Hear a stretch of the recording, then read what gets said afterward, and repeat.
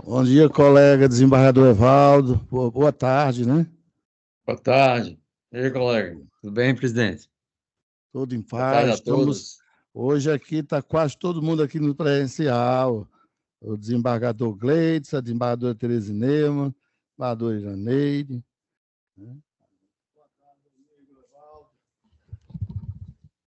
Boa tarde, amigo Evaldo. Você está bem? Boa tarde, Gleison. Boa tarde a todos. Oi, Evaldo. Só falta você, viu? Agora só falta 12, né? Você.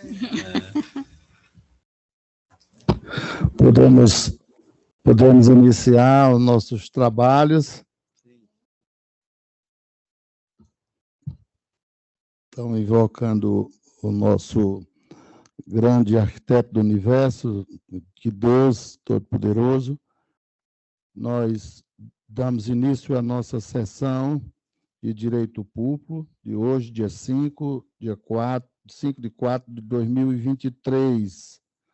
É a roteiro da pauta de número 10, em apreciação, a aprovação da ata de número 9 de 2023, sessão ordinária de 29 de 3 de 2023. Alguma objeção? Ata aprovada. Processo com pedido de vista e com pedido de suspensão. Né? Só tem um? Pois pode... Qual o número? É o último. No início, né?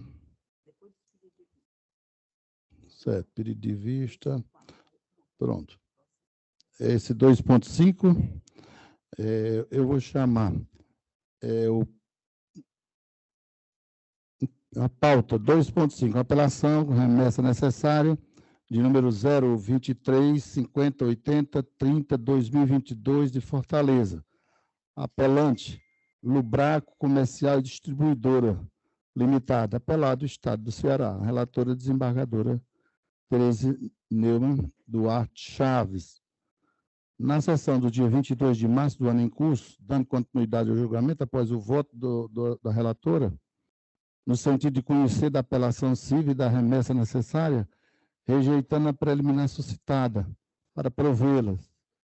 Na sequência, o excelentíssimo senhor desembargador Nonato Silva Santos divergiu da relatora, sendo acompanhado pelo desembargador Gleidson. Julgamento convertido e estendido com base no artigo 942 do CPC. Composição da turma: julgadora do excelentíssimo senhor desembargador Tereza Neumann, desembargador Nonato, desembargador Gleidson. Na sessão do dia 29 de março do ano em curso, dando continuidade ao julgamento, após o voto da relatora, no sentido de conhecer do apelo e da remessa necessária, rejeitando a preliminar suscitada para provê-la. Na sequência, o excelentíssimo senhor desembargador Nonato Silva Santos divergiu da relatora, sendo acompanhado pelo desembargador Gleidson. O julgamento convertido e estendido, conforme artigo 942 do CPC. Composição da turma à época: desembargador Tereza Neumann, desembargador Nonato e desembargador Gleidson. Então, o julgamento está marcado para a data de hoje. A desembargadora Tereza Neumann, com a palavra. Obrigada, excelência. Em primeiro lugar, apenas ratificando, né, o posicionamento em relação a esse julgamento, em que na ementa eu considerei, como já me pronuncio, em matérias similares, pelo conhecimento e provimento deste mandado de segurança.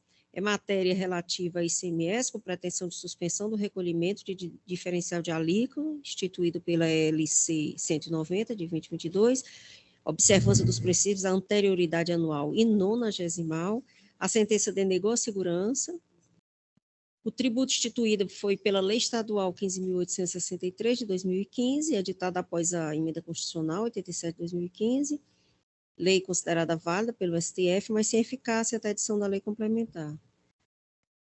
Conforme tema 1093, com repercussão geral, lei complementar 190/2022. Entendo que seja sou pela reforma da sentença para conceder a segurança requestada, determinando a suspensão da exigibilidade do ICMS de FAO, com observância aos princípios ambos, né? Anterioridade anual e nonagesimal.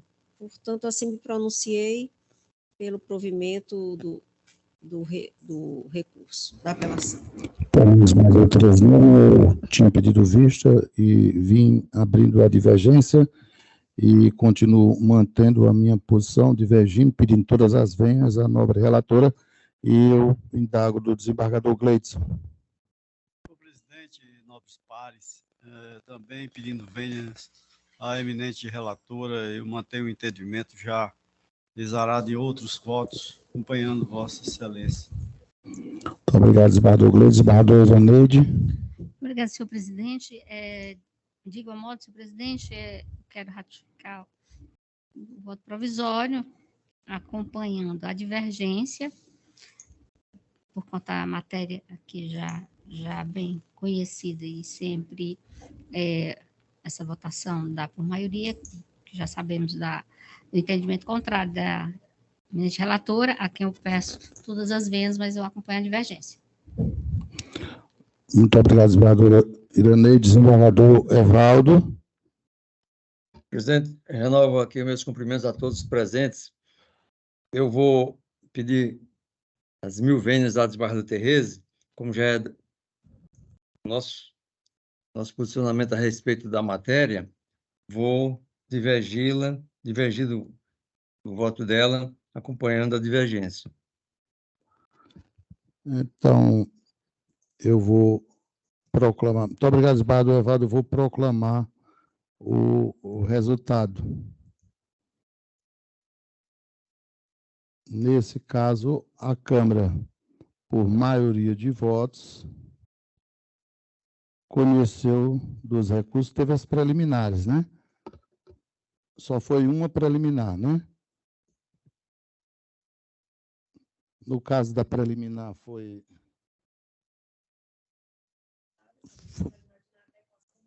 devia eleita. Pronto, e nós mantivemos também o afastamento. Então, a preliminar foi, desembargador Gleidson, por unanimidade, né? Quanto à preliminar, o afastamento da via eleita, eliminar afastada por unanimidade. E quanto à parte meritória em ambos os recursos, a Câmara, por maioria dos votos, conheceu dos recursos, todavia, a desembargadora foi no sentido de negar provimento aos recursos, tanto ao apelo quanto à remessa necessária. É isso? A senhora deu provimento. Nós estamos, por unanimidade, afastando a preliminar e, por maioria de voto, a Câmara conhece dos dois recursos, de ambos os recursos, todavia nega provimento, que é esse o entendimento já da Câmara. Muito obrigado a todos. Vamos para o segundo. Tem algum pedido de preferência? Tem dois embargos, né? Então, vamos lá. Pedido de vista já apreciamos, né?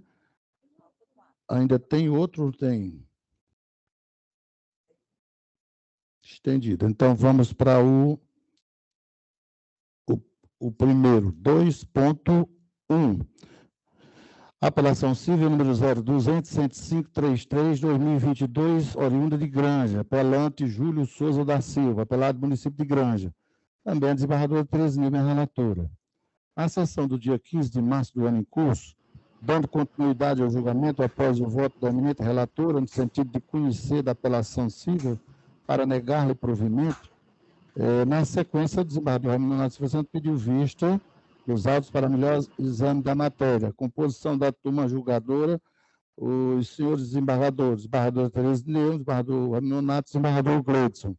Na sessão do dia 22 de março do ano em curso, dando continuidade ao julgamento, a Sua Excelência, o desembargador Ramiro Nonato, pediu vista dos autos destes autos na sessão do dia 15, comunicou à Câmara que apresentará seu voto na próxima sessão. adiado o julgamento na sessão do dia 29 de março, dando continuidade, excelentíssimo senhor desembargador retirou de mesa os presentes autos, composição desembargadora Tereza Neumann, desembargador Hermínio Nonato, desembargador Gleides. Em julgamento para o dia de hoje, o pedido de vista. Eu venho acompanhando a nobre relatora, inclusive no voto da desembargadora, ela cita até um julgamento, né, de minha relatoria em um outro processo, né? Então, eu acompanho a relatora. Vossa Excelência quer fazer algum esclarecimento? Não, acredito que não, Excelência. Acredito que está bem posto. Não é uma questão também que já foi examinada aqui algumas vezes. Eu passo, então, a palavra para acolher o voto do desembargador Abelardo. Do desembargador Leidson. Desembargadora Tereza, por gentileza, esse processo se refere a... Se refere, Excelência, a um concurso no município em que foram levantadas algumas irregularidades e esse concurso houve uma lei É aquele caso de Granja? desconstituindo. É o caso de Granja? É o de Granja, aqueles tá. casos de Granja, né? Então, Tá as pessoas bom, se insurgem achando rememorei. Então, eu vou dividir, porque já tem entendimento, acompanhando a desembargadora Maria Iraneide em situação idêntica. Então, Exato. Pedindo vênia a Vossa Excelência, eu vou dividir o voto de Vossa Excelência. Seguir o entendimento anteriormente já proferido. Nesse caso, é um apelo, né?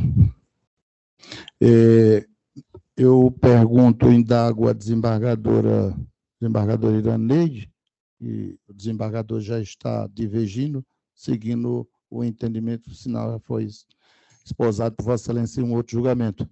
Se a Vossa Excelência está apta a iniciarmos aqui o julgamento estendido com base no 942.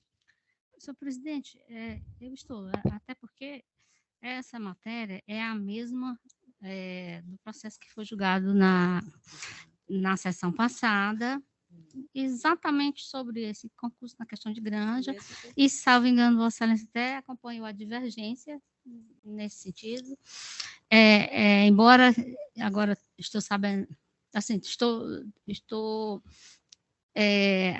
sendo informada que eu não visualizei aqui nesse momento o processo da desembargadora Tereza Neumann, mas já havia visto em outra ocasião e não lembrava se havia menção a um voto de Vossa Excelência. Mas aí nesse caso eu até, assim, por uma questão até de ficar esclarecida aqui na sessão, se Vossa Excelência vai manter esse pensamento acompanhando a relatora, ou se vai, vamos dizer assim, evoluir no pensamento e acompanhar a divergência que no momento foi inaugurada pelo desembargador Gleidson, em razão já de outro processo da minha relatoria, né?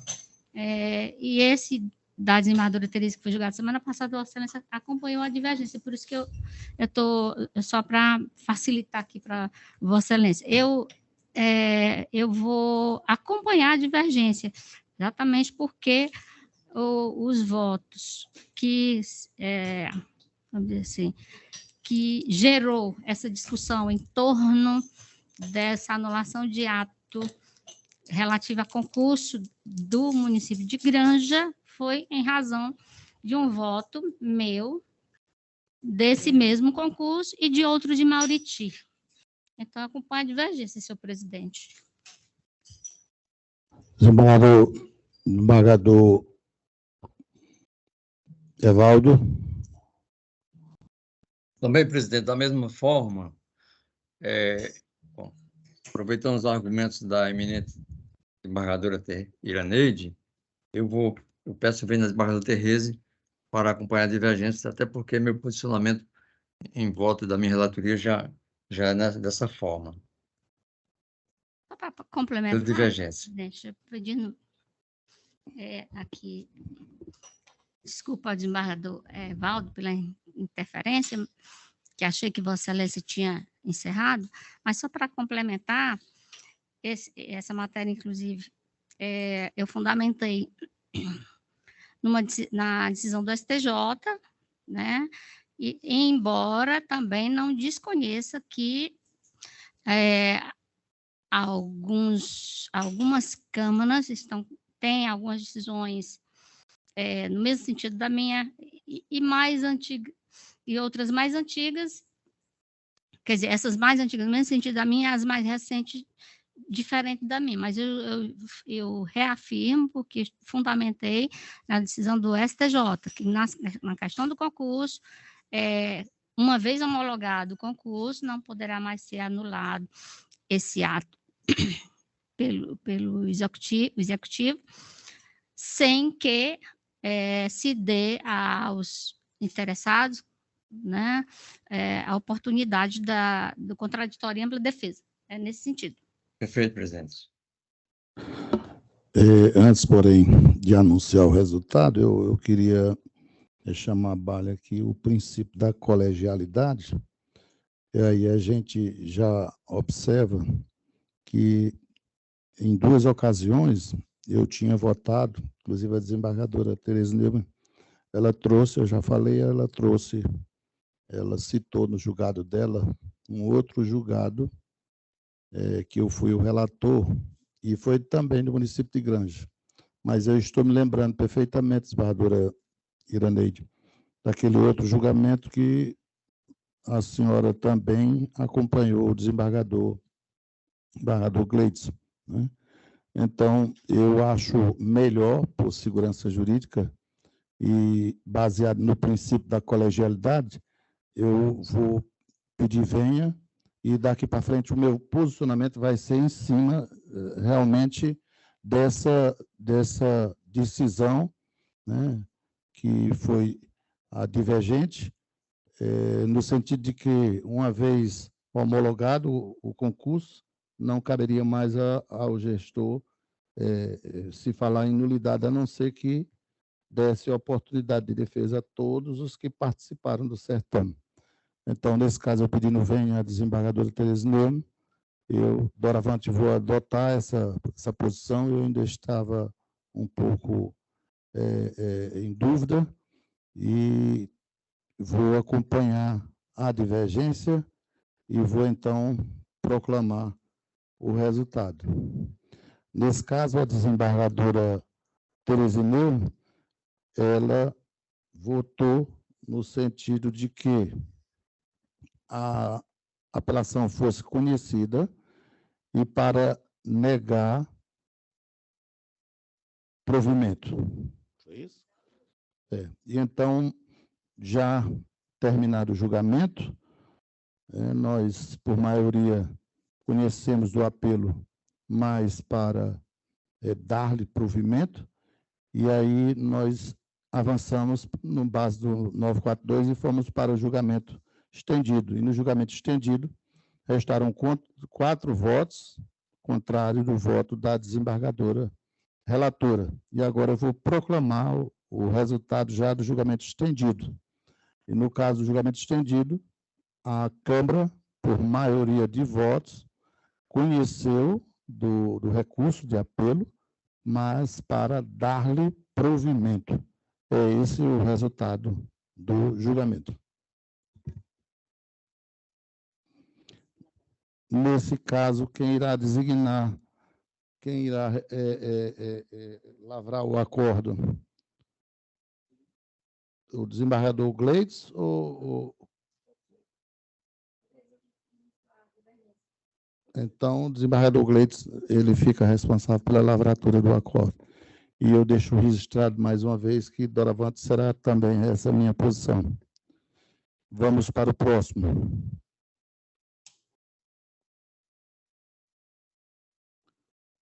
O processo aqui na pauta 2.2 é uma apelação civil número 0033210-2012, oriundo do Crato.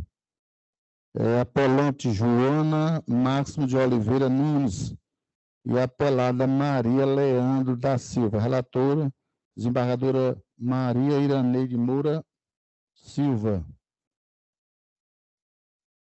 Na sessão do dia 22 do ano em curso, de março do ano em curso, dando continuidade ao julgamento, após a sustentação oral dos advogados Francisco Cipião, pela apelante, e doutor Martinho, pela apelada, o presidente da Câmara retornou a palavra para a eminente relatora, do desembargador Iraneide, para que apresentou seu voto no sentido de conhecer do recurso de apelação civil para dar-lhe provimento. Na sequência, pediu vista dos autos para melhor exame da matéria a desembargadora Tereza Neumann. Composição da turma, desembargador Iraneide, desembargador Tereza Neumann, desembargador Raimundo Nonato. Eu passo, então, a palavra à relatora, se quer fazer alguma observação, se não, eu já passaria a palavra para a desembargadora Tereza Neumann, que pediu vista, mas eu passo antes a palavra para a desembargadora Iraneide.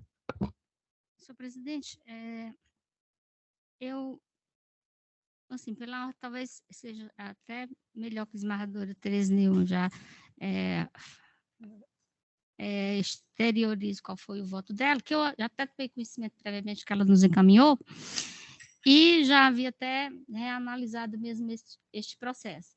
Mas só para que fique aqui organizada essa sequência, eu já sei qual é o posicionamento, mas aqui que conste, e eu passo agora, após ela falar,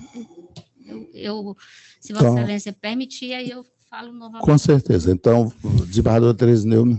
Pois não, Excelência, obrigada. Obrigada, desembargadora Iraneide. Apenas uma sinopse, porque já foi disponibilizado o voto, para situar, né, registrar, como a desembargadora Iraneide disse. O cerne da questão é deslindar se a demanda, no momento processual em que se encontra, se restringe à averiguação sobre a adequação do acórdão, de número de folha 563, 572, que por unanimidade conheceu do apelo para rejeitar a preliminar arguída e no mérito negar-lhe provimento. Essa adequação é discutida em relação ao tema 529 do STF, sobre o rito da repercussão geral. Então, a questão é apenas essa, se o voto proferido anteriormente se adequa a esse tema.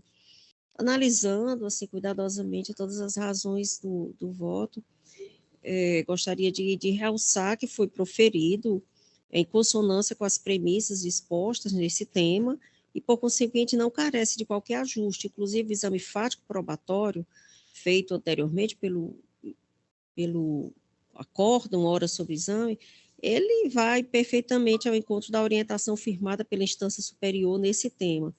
Então, considerando tudo isso, Excelência, que faço outras considerações e fundamentação do voto, mas, em resumo, eu entendo que, em sede de juízo de retratação, deve ser mantido o acordo anteriormente prolatado. As questões se enquadram na previsão do acordo, inclusive numa possível distinção que esse acordo faria, mas nem seria o caso. O acordo já contempla muito bem o que foi decidido pela nobre relatora. Eu também posiciono pelo juízo de retratação negativa. Eu, então, retorno a palavra à desembargadora relatora. Obrigada, senhor presidente. Então, só para deixar ainda mais clara, é que na sessão em que a desembargadora Tereza Neumann pediu vista, eu havia apresentado no voto no sentido de dar provimento, né, à apelação, e, portanto, estaria em juízo de retratação modificando o acordo originário. E com o pedido de vista da desembargadora Tereza, eu aproveitei para, de logo, me debruçar com mais cuidado sobre este tema, que tem suas particularidades, assim, você tem que tomar muito cuidado na questão da prova apresentada, e verifiquei, de fato, pelo que chamou a atenção o voto da vista da desembargadora Tereza Neumann, que realmente não é o caso de modificar o acordo que já proferi anteriormente. E, portanto, nesse caso, realmente é o caso de de juízo de retratação negativa. Então, portanto, o meu voto final é no sentido manter incólume o acordo de folhas 563/572, que é conhecido do apelo, para rejeitar a preliminar arguída e, no mérito, negar provimento, porquanto em sintonia à exceção contida no tema 529, já mencionado aqui do Supremo Tribunal Federal, mencionado aqui pela desembargadora Tereza Neumann.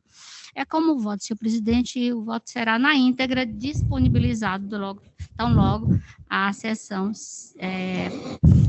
termine e nós possamos lançar os nossos votos nos respectivos autos.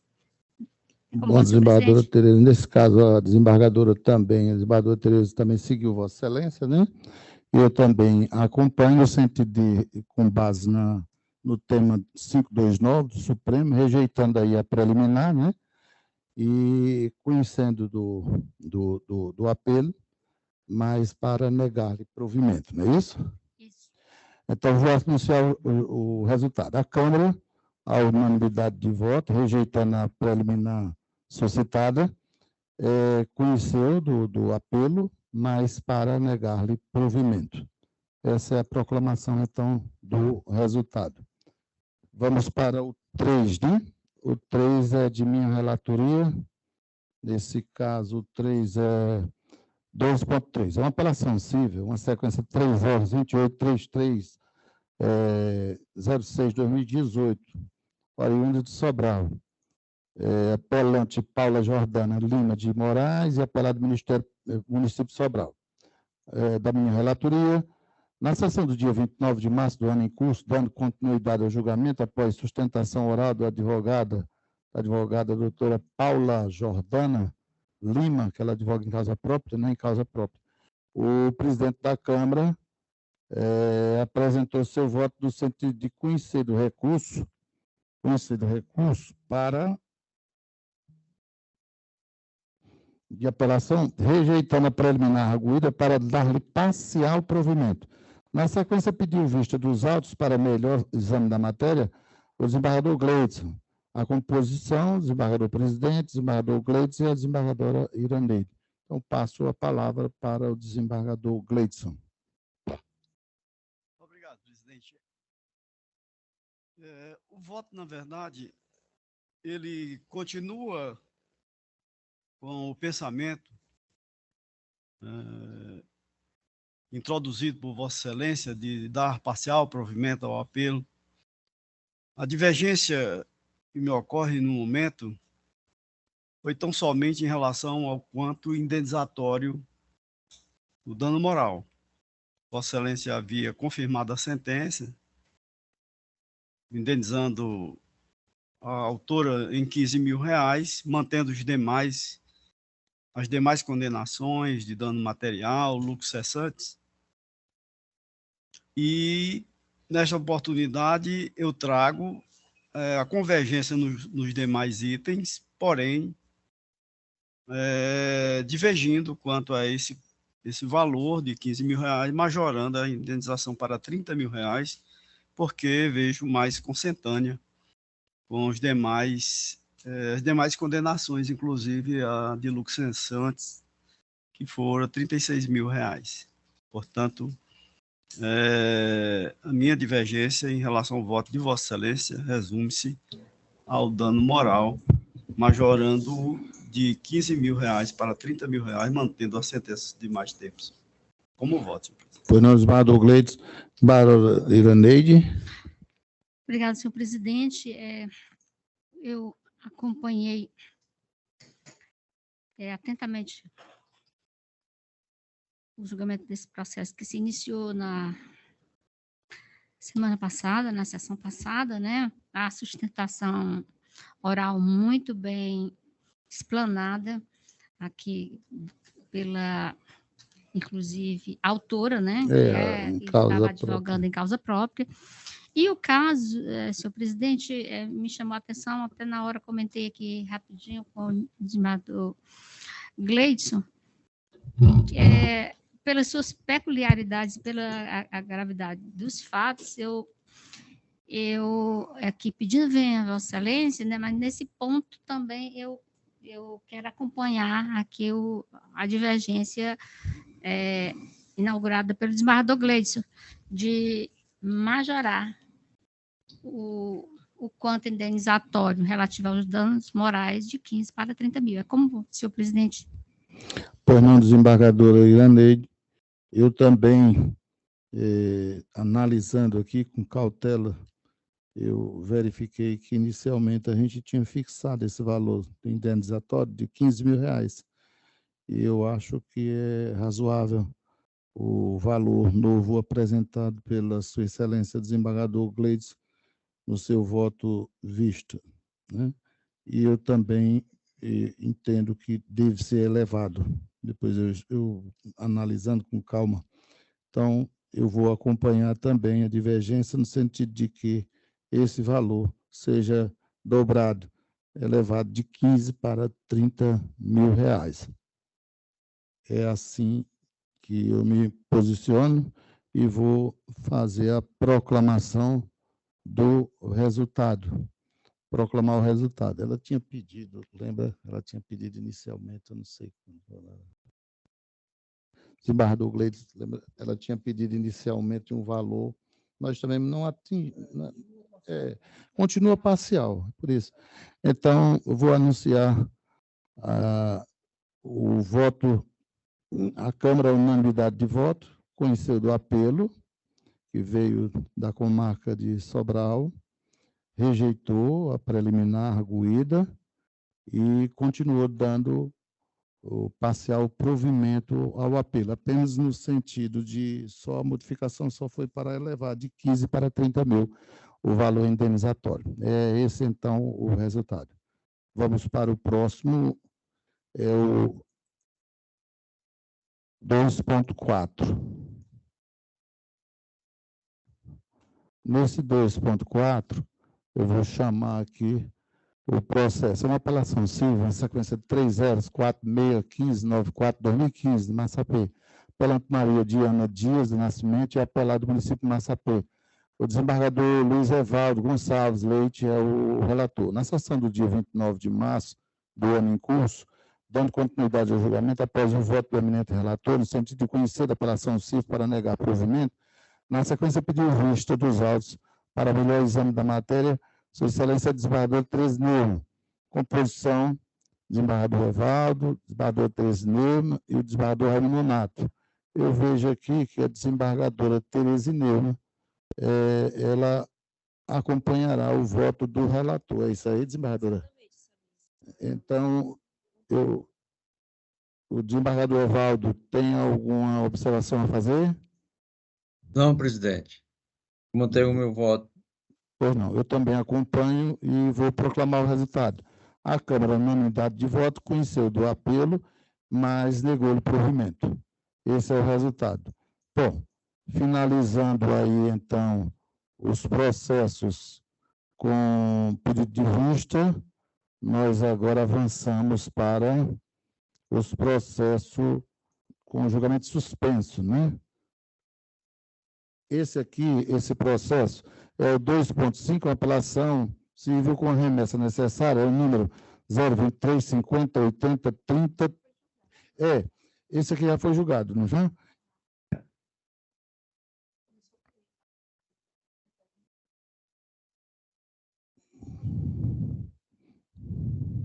Tem 2 embargos, né? 2 embargos, um é da minha relatoria, que é o 5.1, embargos de declaração civil.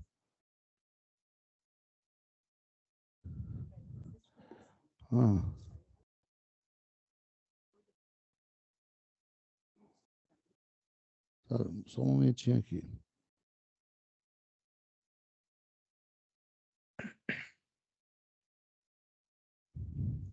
Só um momentinho. Deixa eu ver aqui.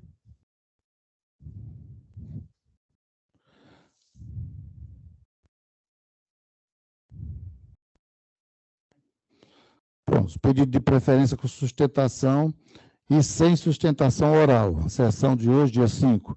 A preferência primeira sustentação é o número 1, embargos de declaração, é o número 025358943/2021. Relatoria do desembargador Gleidson.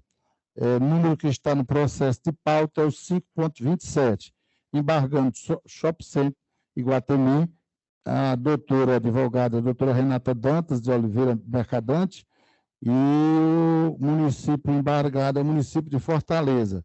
Com a palavra o desembargador Gleidson. Só a proclamação do resultado.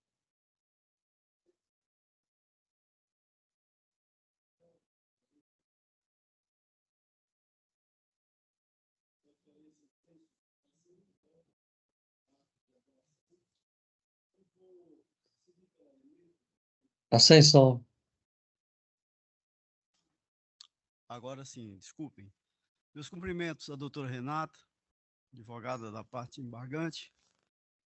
Eu vou seguir pela ementa, e já que a decisão será logo após a sessão firmada nos autos e disponibilizada às partes. Embargos de declaratórios em recurso apelatório em mandado de segurança, imposto de transmissão de bens imóveis e TBI, imunidade, artigo 156, parágrafo 2º, inciso 1 da Constituição Federal. Transferência de propriedade de bens imóveis decorrente de cisão de empresa que não se confunde com mera integralização de capital. Shopping Center, empresa que possui como objeto social a compra e venda e locação de imóveis próprios. Exploração preponderante de atividade imobiliária caracterizada. Inaplicabilidade do tema 796 do STF. Situação fática diversa. Manifestação expressa de dispositivos constitucional e legais. Desnecessidade. Omissão não verificada. Inexistência dos vícios inseridos no artigo 1022 do CPC, súmula 18 do TJCE, precedentes jurisprudenciais, embargos de declaratórios conhecidos e desprovidos, acórdão mantido. Presidente, é o voto. Embargadora Janeide. Obrigada, senhor presidente. Esses embargos, inclusive, os advogados foram falar, estiveram lá no meu gabinete a respeito. No entanto, senhor presidente, eu reanalisei os autos e não vejo como me arredar de ratificar o voto que já proferi provisoriamente, acompanhando a douta relatoria.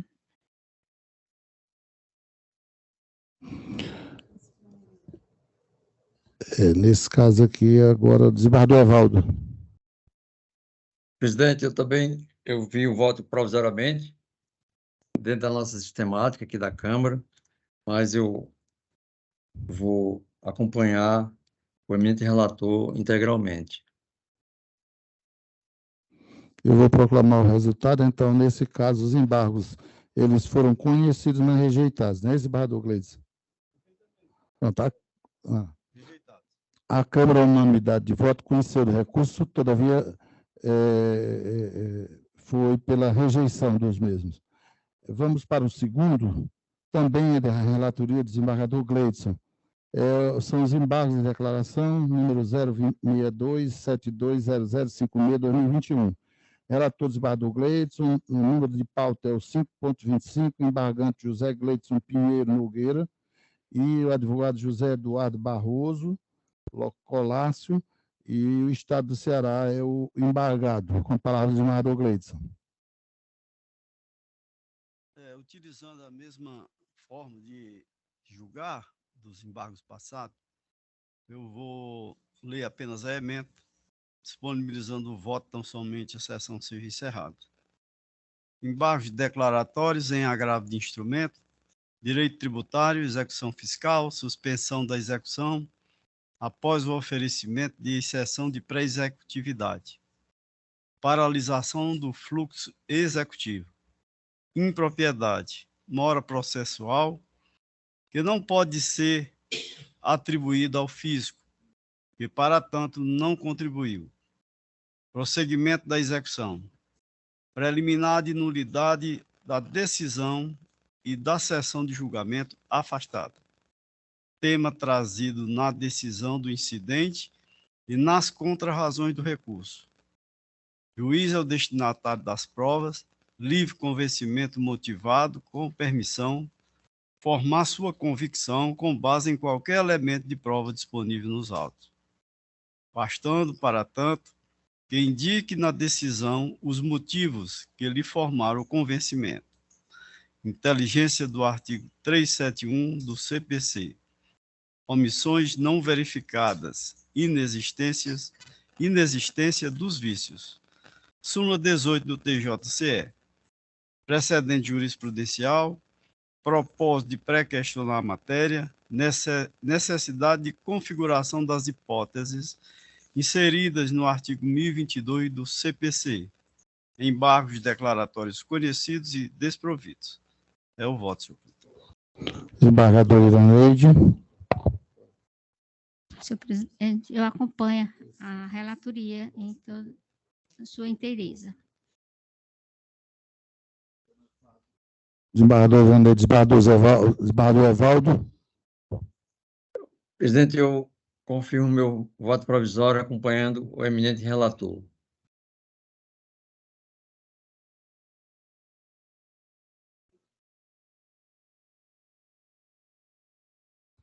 Eu proclamo o resultado, então.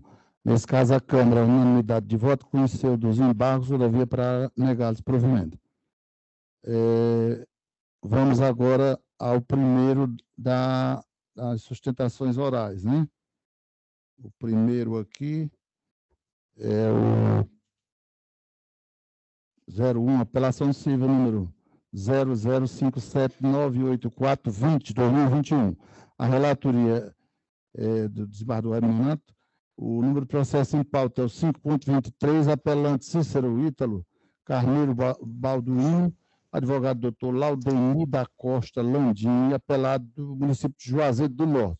O doutor Laudani está presente ou está em sala?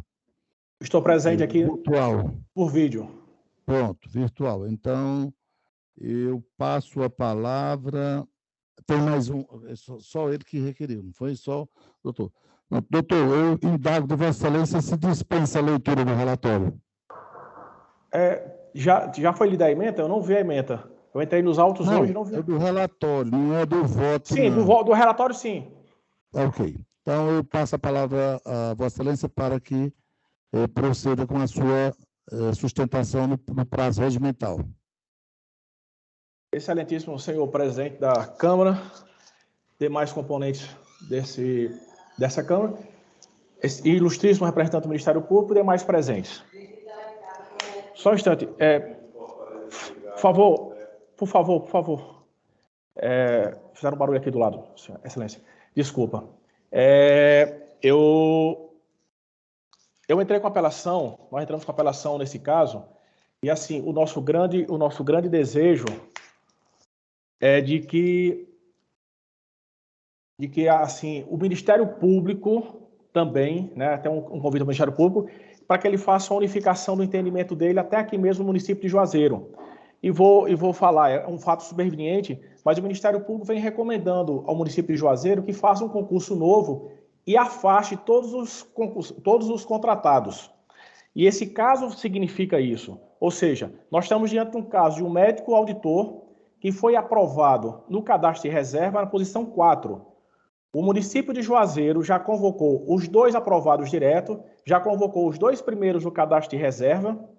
Se entrarmos hoje no site da transparência do município de Juazeiro, nós vamos ter um dos concursados apenas que foram convocados exercendo o cargo, os outros 3, ninguém sabe o motivo pelo qual eles não tomaram posse, certo? E o meu cliente, o Cícero Ítalo, é o segundo da lista a ser empossado. E ainda existe, no portal de transparência do município de Juazeiro do Norte, 2 contratados, mesmo contra uma recomendação do Ministério Público para a demissão de todos os contratados. Ou seja, se nós olharmos aquele tema 784, analisado pelo STF, o tema 784 se encaixa aqui perfeitamente. O aprovado em cadastro de reserva, em princípio, não tem um direito líquido e certo, mas o aprovado em cadastro de reserva pode se convolar no direito líquido e certo desde que ocorra surgimento de novas vagas. E no caso deste processo, novas vagas existem. Por quê? Se olharmos a sentença de mérito, o juiz ele anulou o processo seletivo. Então, esse processo seletivo sendo anulado, esses contratados estando trabalhando hoje, eles estão de forma irregular, conforme dito em sentença. E, saindo esses 2 contratados e o município chamando os próximos 2 a aprovarem cadastro de reserva, o segundo é o Cícero Ítalo. Então, o direito dele, inicialmente, embora não seja o líquido certo, se convolou em direito líquido certo a partir do momento, primeiro, nem todos os convocados tomaram posse. Então, o município teria que chamar mais convocados. E, segundo, existe ainda 2 contratados de forma irregular, mesmo com recomendação, uma recomendação, Excelência, que é a recomendação 005, só confirmando aqui, a recomendação 004 de 2022 da 15ª Promotoria de Juazeiro do Norte. Ou seja, nós estamos diante de um processo em que o município de Juazeiro convoca, sem nenhum motivo justo, que deveria ter publicidade para isso, essas pessoas não são empossadas, ou porque desistiram, ou porque não apresentaram documento, você não consegue essa documentação para juntar isso nos autos, porque é a documentação exclusiva do município de Juazeiro. Mas dos 4 convocados, só um tomou posse, automaticamente os seguintes deveriam ser convocados e tomar posse. E repito, ainda existe contratado para o cargo de médico auditor, um cargo de extrema necessidade para qualquer município. Então, diante do que foi aqui esclarecido para Vossa Excelência, feliz aqui inicialmente porque vi que algumas decisões anteriores houve mudança de entendimento desta Câmara, e eu fico feliz e espero que essa Câmara mude o entendimento do juiz e dê a segurança requisitada. São esses os termos, Excelência. Obrigado.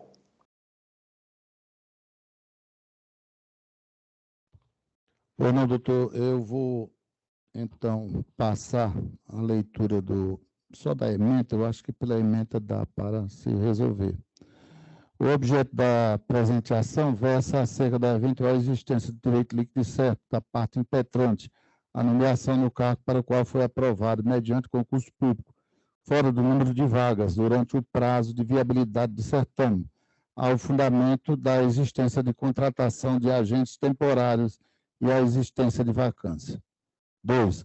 No caso dos aprovados, fora do número de vagas, ou em concurso com previsão de cadastro de reservas, a princípio não há que se falar em direito líquido e certo a nomeação, existindo apenas mera expectativa de direito, a qual alcança a esfera do direito subjetivo somente na hipótese de existência de vaga e de pretensão arbitrária e imotivada por parte da administração, conforme decidido pelo Colém do Supremo Tribunal Federal, no RE número 837311, do qual foi também conhecido a repercussão geral. 3. Pedido de nomeação em razão da preterição e contratação pela administração pública de médicos auditores temporários. Contudo, restou ausente pelo impetrante a necessária demonstração de que a contratação temporária e a indicação não se destinava a suprir vacância existente em razão do afastamento temporário do titular do cargo efetivo. Ademais, sobre o ponto, o Superior Tribunal de Justiça afirmou o entendimento no sentido de que a contratação de temporário nos quadros estatais, por si só, é insuficiente para a contratação, caracterização de preterição dos candidatos aprovados para provimento de cargos efetivos, precedente do STJ.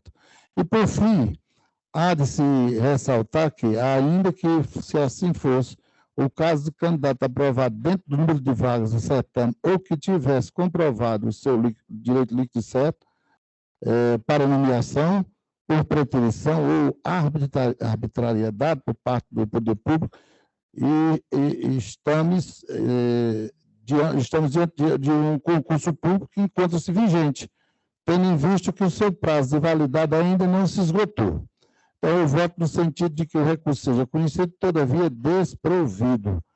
Eu, nesse caso aqui, agora eu passo para o desembargador Gleidson. Acompanho Vossa Excelência, mantendo o voto provisório. Desembargadora Iraneide. Senhor presidente, eu também ratifico o voto provisório, acompanhando Vossa Excelência. Então, eu vou proclamar o resultado. A Câmara, a unanimidade de voto, conheceu o recurso e foi pelo seu desprovimento. É esse o resultado da votação.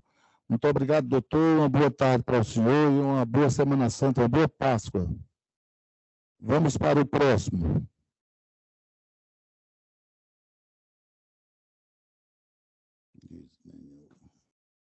Segundo da pauta.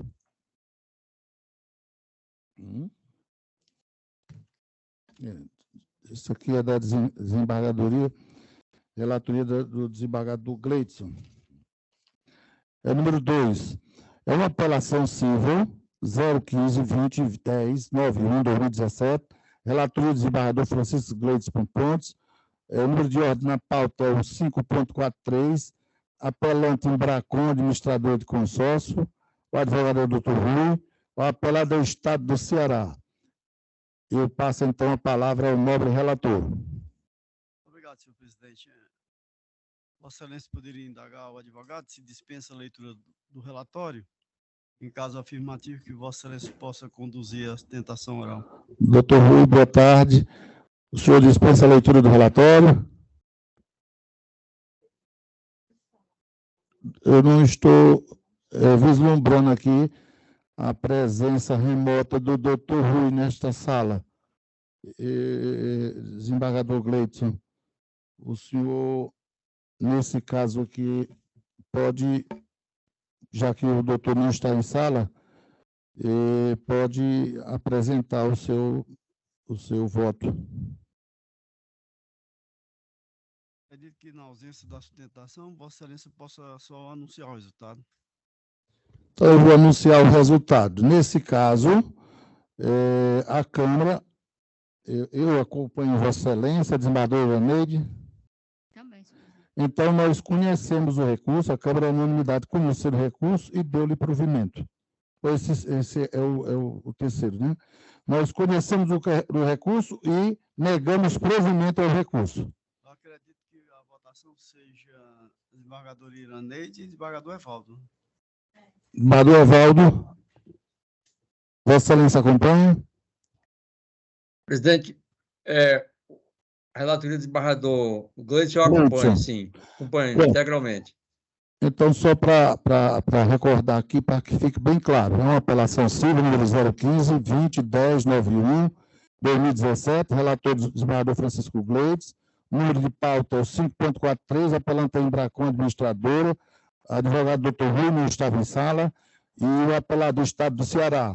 A Câmara, a unanimidade de voto, conheceu do recurso e negou-lhe provimento. É esse o resultado. Vamos para o terceiro.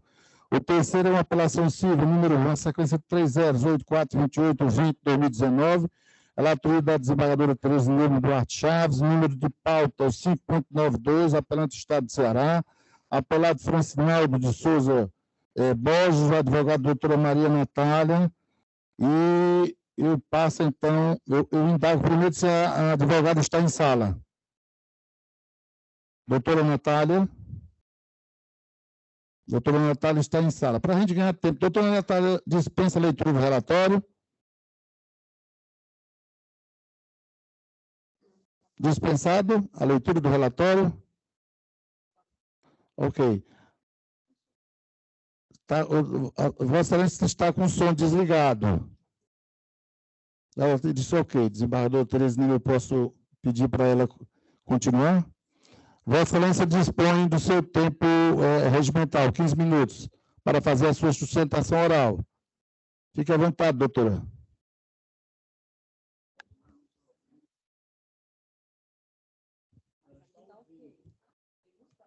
Doutora está ouvindo, mas nós não estamos lhe ouvindo. Vamos fazer o seguinte, como esse é o número 3, daqui da sustentação oral, nós vamos para o processo seguinte, e Vossa Excelência sai da sala e entra novamente, que eu acho que dá para resolver, ok? Então, vamos para o número 4. O número 4 é a apelação civil número 000873510-2018, relatora desembargadora Maria Iraneide Moura. O número que está na pauta é o 5.63. São vários os apelantes. O primeiro apelante, Cláudio Carvalho de Mesquita, e outros, advogado doutor Francisco Marques, apelado do Ministério Público do Estado do Ceará. O doutor é o doutor Francisco Marques? Pois não. Eu vou passar a palavra para a desembargadora Iraneide. Desembargadora Iraneide. Senhor presidente, gostaria que Vossa Excelência indagasse se o nobre advogado dispensa a leitura do relatório. Aí Vossa Excelência poderá conduzir o resto, a sustentação. Sim, Excelência. Pois, dispensada a leitura do relatório, Vossa Excelência dispõe de 15 minutos para poder fazer a sua sustentação oral.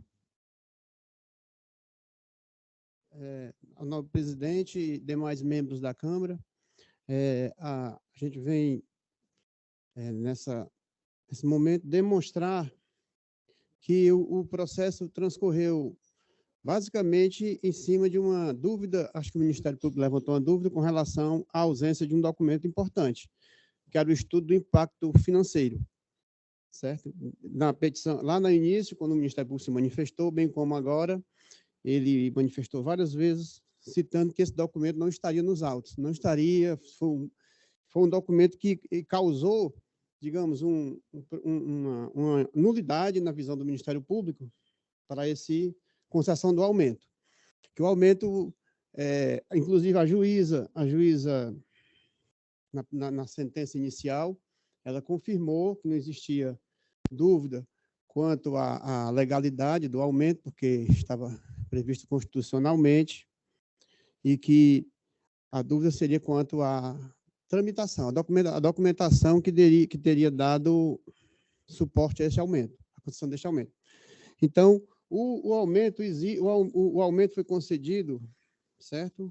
Com base na lei, que a Constituição Federal prevê, no prazo constitucional, que as câmaras, no final de uma legislatura, elas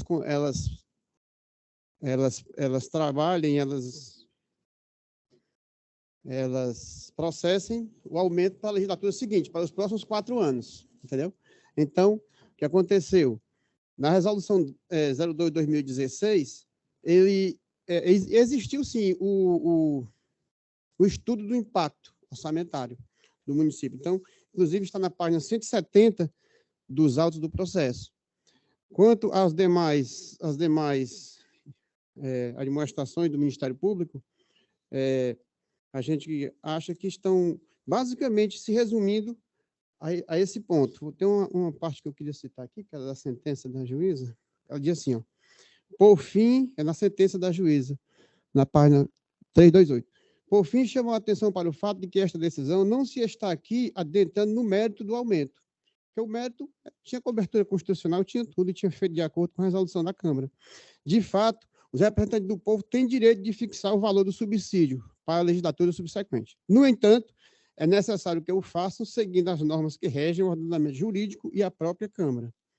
Então, não restou dúvida quanto à legalidade do aumento, e sim questionou-se com relação à ausência desse estudo de impacto orçamentário, mas os orçamentos dos municípios já prevêem no final das legislaturas que ocorrerá este aumento, que as câmaras elas regulamentam os seus subsídios, né, no caso, para a legislatura seguinte. Então, quanto à a essa questão não restou dúvida. A dúvida, a meu ver, a nosso ver, foi quanto a essa ausência desse documento, que seria o estudo do impacto orçamentário, que está constando na página 174 do processo. Muito obrigado. Pois não, doutor. O nome do senhor é? Doutor Wilton. Aí nós vamos ter um probleminha, a gente vai ter que consultar os demais colegas, porque parece que Vossa Excelência não está inscrito para fazer sustentação oral. Pois não. Pois não. Sei. Tá certo, constamos, sim. Tá certo. Eu vou retornar, então, a palavra à desembargadora Iraneide. Obrigada, senhor presidente. Muito obrigado, doutor. Gostaria só de saber... Não, né? Ok. Então, senhor presidente, nesse caso, eu vou me ater à ementa que eu creio resolva a questão, e ela está assim vazada.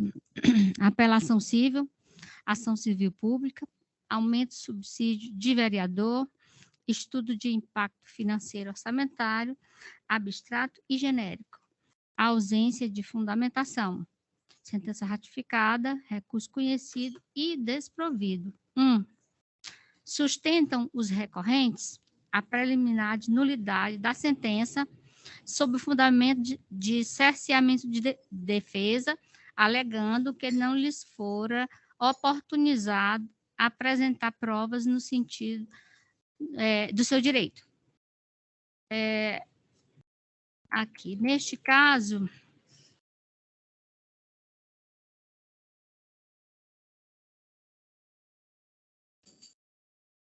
eu estou rejeitando a preliminar,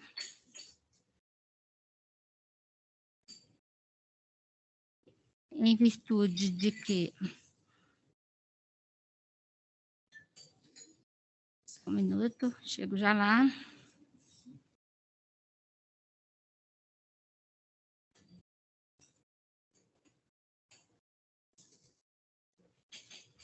Dizendo que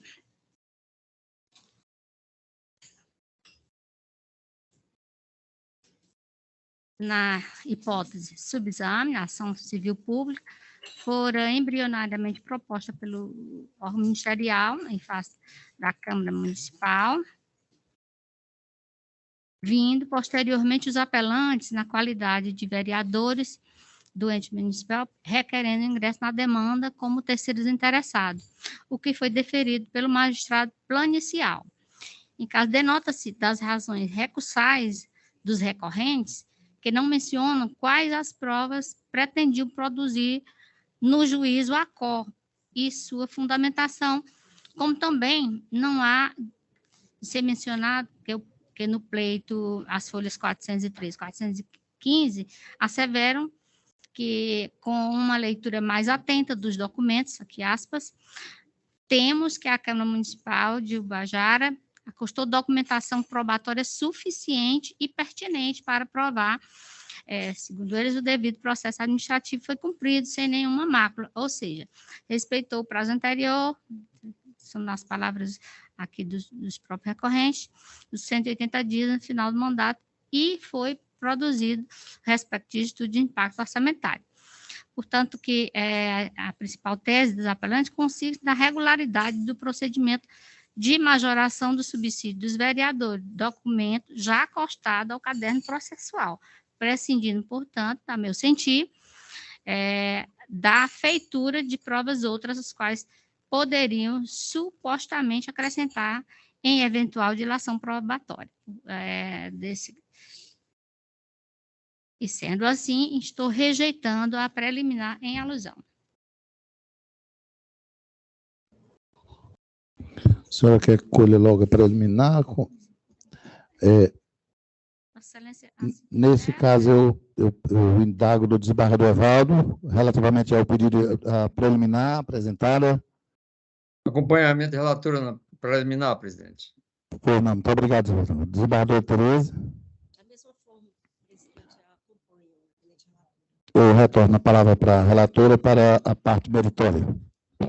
2. No mérito, sabe-se que, e não obstante a competência para a fixação do subsídio dos edis pelo Legislativo Mirim, tenha sede constitucional, impõe-se seu exercício em conformidade com o disposto no artigo 16, 17 e 21, parágrafo único da Lei de Responsabilidade Fiscal, a Lei Complementar de número 101 de 2000, visando adequar administradores e legisladores à responsabilidade na gestão fiscal. 3.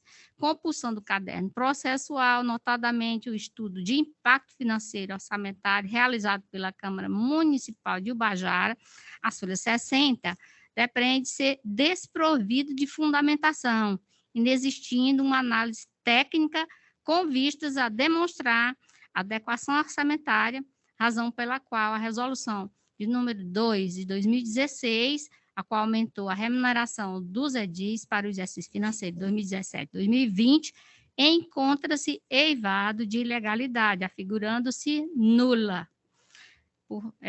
Sendo assim, eu conheço da apelação, porém, para desprovê-la. É como voto, senhor presidente. Perdão, desembargador Janeide. Desembargador Evaldo. E no mérito também acompanho a eminente relatora, presidente. Muito obrigado, desembargador Evaldo. Desembargadora Tereza Neumann. Eu vou proclamar, então, o resultado. A Câmara, na unanimidade de voto, conheceu do apelo e, quanto à preliminar, a preliminar foi rejeitada também por unanimidade de voto. O apelo foi conhecido, todavia foi desprovido. É esse o resultado. Muito obrigado, doutores. Uma boa tarde e uma boa semana, uma boa Páscoa, né? Feliz Páscoa. Vamos agora, por último, vamos retornar para a doutora Natália. Doutora Natália, já tem quem temos condição já da senhora? Sim. Pronto, ótimo. A senhora dispensa a leitura do relatório? Dispenso. Pronto, então, Vossa Excelência, a relatoria da desembargadora Tereza. Desembargadora Tereza, já posso pedir para ela começar? Vossa Excelência dispõe do prazo regimental, 15 minutos, para fazer a sua sustentação oral. Fique à vontade. Obrigada. Boa tarde a todos. Gostaria de cumprimentar todos os presentes perante essa segunda Câmara de Direito Público do Tribunal de Justiça do Estado de Ceará. Quero saudar os excelentíssimos desembargadores componentes, em nome da relatora desembargadora Tereza Neumann, demais servidores e colegas advogados que estão acompanhando essa sessão. Eu sou advogada do recorrido, senhor Francisco de Souza Borges, que apresentou contra-razões ao recurso de apelação interposto pelo Estado do Ceará contra uma sentença de folhas 133 a 141, proferida pelo douto juízo da primeira vara civil da comarca de Juazeiro do Norte. Isso porque a referida decisão reconheceu a responsabilidade objetiva do Estado do Ceará em razão da falha estatal no dever de vigilância, na manutenção da ordem das dependências dos presídios e na preservação da incolumidade dos tutelados, tendo em vista que o pai do recorrido, o senhor Luiz Alves Borges, era detento da Penitenciária Industrial Regional do Cariri, conhecida como PIRC, e veio a óbito em 14 de fevereiro de 2015, com indícios de tortura e eletrocução. Nesse sentido, a sentença vergastada pelo Estado do Ceará, ela fixou corretamente o valor de indenização a título de danos morais à parte autora no valor de 50 mil. Até porque a notícia, além de toda essa situação, a notícia do óbito aos familiares do custodiado não ocorreu da forma devida, uma vez que só tiveram ciência dos fatos quando uma irmã, a senhora Sandra Érica de Souza Borges, foi fazer uma visita e teve a comunicação de forma inesperada e despreparada, gerando assim uma dor maior com a repentina perda do ente familiar, até porque eles já eram órfãos de mãe desde o ano 2009 e o pai era o único referencial de afeto, de amor, de carinho que a família tinha construído. Além de não informar o óbito à família, o Estado do Ceará também buscou esquivar-se da responsabilização pela morte do senhor Luiz. Tanto é que o próprio prontuário médico, depois do ocorrido, desapareceu do arquivo da unidade prisional. Também constam algumas divergências de informações trazidas no laudo de exame cadavérico feito na perícia forense, porque quando ocorreu toda a situação, o cadáver foi encaminhado ao sistema de verificação de óbito SVO e o médico fez um ofício encaminhando para a perícia forense, já que foi constatado uma marca de choque elétrico que é denominada marca de Jelinek. E por causa dessa questão de morte suspeita, teria que sido feito o encaminhamento para a perícia forense. E do laudo de exame cadavérico, informaram que não tinham informações precisas para destacar qual seria a causa da morte. Tanto que a conclusão foi por causa indeterminada, não mencionando nada de descarga elétrica. E também ressaltaram que não tinham aparatos para fazer um exame toxicológico, outro exame mais preciso para identificar a causa da morte, o que demonstra a total desídia do Estado do Ceará. E o caso Intel, ele afronta diretamente os preceitos da Constituição e os ditames legais na obrigatoriedade do Estado em proteger a integridade física e moral do preso, não cumprindo seu dever constitucional, pois não foi capaz de resguardar o bem jurídico primário de todo ser humano, que é a vida humana. E o próprio ordenamento pátrio adota a teoria do risco administrativo, cuja responsabilidade civil e estatal é ordinariamente objetiva, uma vez que o risco administrativo em si decorre, não exige uma existência de culpa ou dolo por parte do agente. E o próprio Superior Tribunal de Justiça também já sedimentou o entendimento de que a responsabilidade civil do Estado pela morte do detento, seja em delegacia, cadeia ou presídio, é objetiva, pois deve o Estado prestar vigilância e segurança aos presos sob custódia. Este também é o mesmo entendimento seguido por este Tribunal de Justiça, inclusive por esta segunda Câmara de Direito Público, a exemplo da apelação civil de número 0001483-13-2006-806-0099, sob relatoria da ilustre desembargadora Maria Iraneide Moura Silva, em que restou inalterado a fixação do título de indenização de danos morais, fixado pelo juiz singular no valor também de R$50 mil, e é um caso bastante similar também na morte de um detento na unidade prisional. Foi reconhecido na ementa que a indenização arbitrada pelo juiz ordinário foi de forma proporcional e razoável à luz da lesão, que foi o evento morte, e os seus efeitos extrapatrimoniais causados do grau de culpa do Estado pela ausência de vigilância e custódia, da capacidade financeira também das partes envolvidas e também pela dor do ente familiar. Logo, não restam dúvidas de que estão presentes ao caso em comento o nexo de causalidade entre o ato ilícito e o dano causado pelo ente público, sendo necessária, assim, a sua responsabilização objetiva. E, sem querer me alongar mais, venho requerer, portanto, o improvimento do recurso de apelação interposto pela parte contrária, o Estado do Ceará, ante o absoluto acerto da sentença prolatada pelo doutor juiz singular, que arbitrou a monta de R$50 mil de indenização ao recorrido. Bom julgamento. Pois não, doutora Natália, muito obrigado pela sustentação.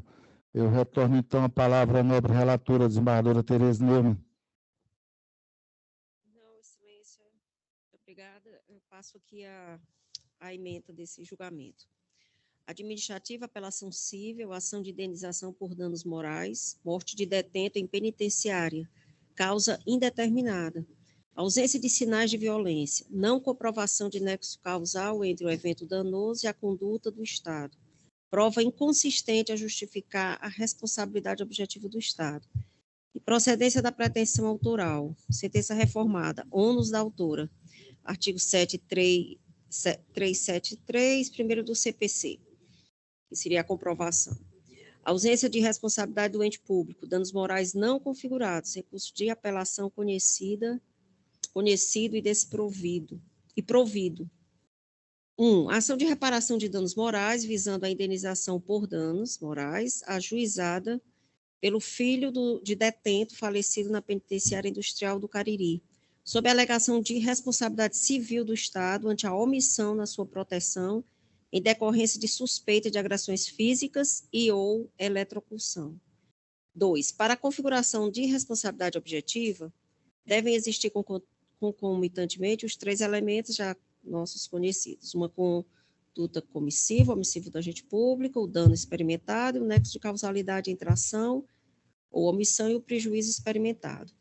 No caso, a prova documental trazida aos autos, certidão de óbito e peças do respectivo inquérito policial, atestam que a morte ocorreu por causa indeterminada, nada se detectando quanto a agressões físicas ou choque elétrico.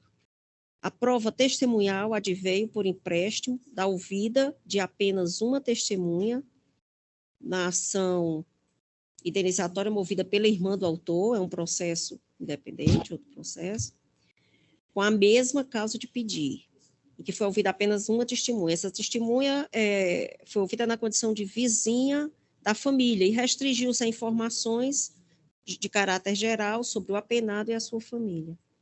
O liame causal entre a ação ou a omissão estatal e o resultado letal não foi demonstrado.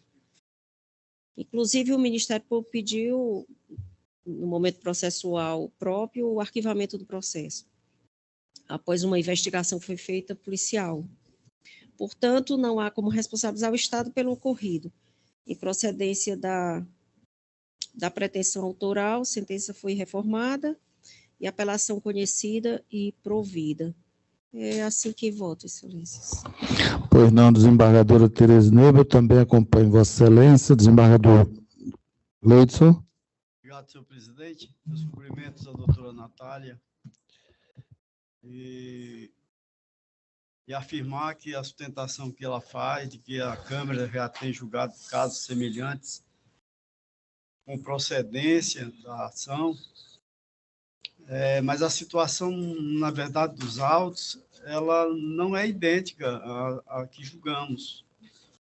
A prova é frágil, como a eminente relatora demonstrou. A princípio, quando eu comecei a ler o voto da desembargadora Tereza Neumann, eu achei estranho, porque a tese da nossa Câmara é exatamente da procedência de ações desde jaez, mas, verificando os autos, constato igualmente, assim como a relatora, a ausência de nexo de causalidade. Portanto, eu ratifico o voto provisório acompanhando a eminente relatora. Pois não, desembargador Gleitson. Então, nesse caso, eu vou proclamar o resultado. Esse processo é o 5.92, que é oriundo de Juazeiro do Norte, né? Apelação civil 0008428-2019. O apelante do Estado do Ceará é apelado Francinaldo de Souza Borges. A Câmara, à unanimidade de votos, conheceu do recurso e deu provimento ao recurso do Estado, né? A unanimidade de votos, o apelo foi conhecido e dado provimento ao recorrente, no caso, o Estado. Doutora Natália, muito obrigado. Uma feliz Páscoa para a senhora e sua família. Agora nós vamos para 2 processos, que são um da minha relatoria e o outro da relatoria, eu acho que da desembargadora Tereza Neumann. Nós vamos retirar de pauta. O meu vai ser retirado de pauta porque eu já julguei monocraticamente. E o da senhora foi retirado também. Então, vamos anunciar os números. Os números dos processos são os seguintes. Na pauta consta o meu, é o 5.06. Né? Na pauta, ele é um processo número, uma sequência 30897311-2017, é retirado de pauta porque foi decidido monocraticamente. O outro, 5.98, é uma apelação civil número 0014.555.40/2013, também retirado de pauta, né? Pronto, retirado de pauta. Nesse caso, não tem mais nenhum processo para, né, para nós enfrentarmos em relação a... eu indago do doutor Benevides, que deve ser parente do desembargador Abelardo, da Mombaça também, de Fortaleza. Eu indago de Vossa Excelência se tem algum requerimento a fazer, alguma observação. Se abstém de qualquer manifestação. Muito obrigado pela oportunidade. Pois não. Doutora Sheila Pitombeira, né? Vossa Excelência tem algum requerimento a fazer, alguma observação? Não, senhor presidente, obrigada. As manifestações estão postas nos autos. Muito obrigada. Pois não, doutora.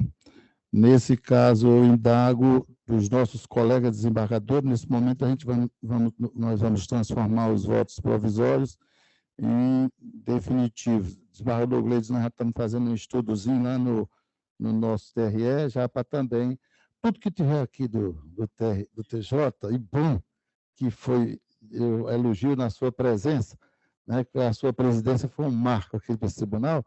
Então, o que tiver de bom aqui, hoje já tem nosso pessoal, tem 5 da Corregedoria hoje aqui, lá na CEPLAG daqui, nós vamos criar a CEPLAG do TRE, né, que lá não tinha, por incrível que pareça, não tinha CEPLAG, né?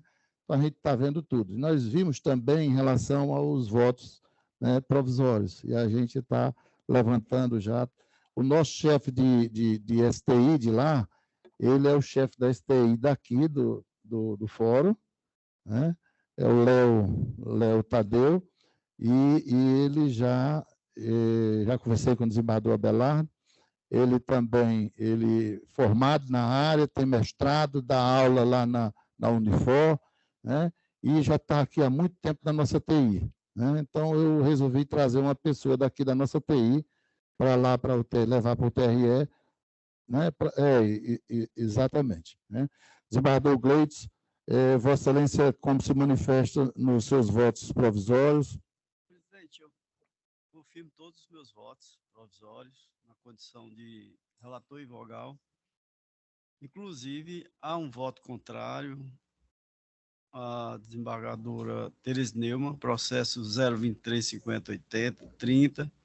Essa matéria é já debatida aqui, conhecida, refere-se a DIFAL. Então, nesse caso, eu divergi de Sua Excelência, pedindo vênia. Tem um número aí da pauta? 90. Não tem o número da pauta. O número da pauta aqui é outro. É 023508030/2022.